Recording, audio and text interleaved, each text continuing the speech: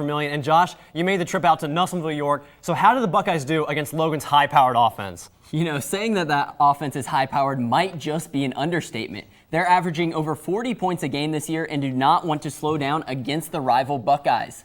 And Lane Little, he is the leader of that high-powered offense, and he has been hot all season long. He didn't want to waste any time getting going tonight. Logan's first possession, Little fakes out everyone before firing a strike to Jensen Wallace, 25 yards for the touchdown, 7-0 Logan.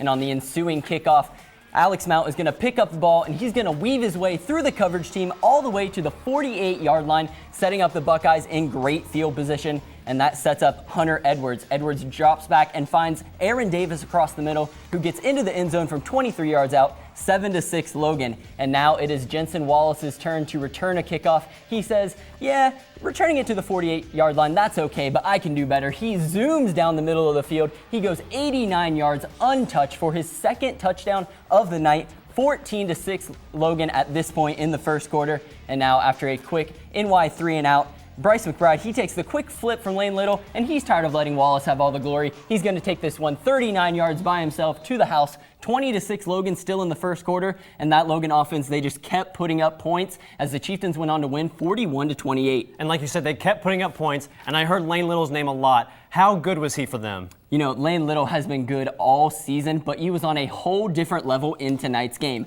I mean, he didn't throw a single incompletion until the 9:43 mark in the second quarter. Up until that point, he completed all 5 of his attempts and had a touchdown. He was absolutely slinging the ball all over the field. Little was hooking up with favorite targets Isaiah Smith and Jensen Wallace, as well as finding the dump down throws to Bryce McBride out of the backfield. His line was giving him time to throw, and he was just making all the right reads out there, Justin. And I know Nelsonville-York went through a lot this week with their head coach resigning and everything that came from that. How did they respond? You know, the Buckeyes, they came out with energy, and it looked like they wanted to prove that they could compete with Logan despite being the clear underdogs. Interim head coach Eric Dean had his team fired up, but frankly, they were just outplayed by the Chieftains. Logan's defense kept running back Alex Mount pretty much in check. Sure, they missed a couple of tackles, but they swarmed to the ball and were able to tackle by committee a lot of the time. And you know, like I said, they held Alex Mount to just about 68 yards on the game tonight. And on the other side, Bryce McBride, he had 18 carries, 112 yards, and 2 touchdowns in the win. So Logan, they are now 5-0. How are they going to do in the SEOAL?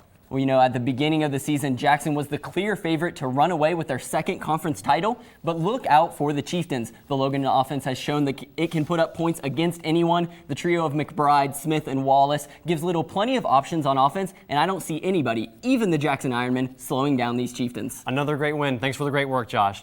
Now, our first tweet of the week comes from Seth Matheny. He sent his tweet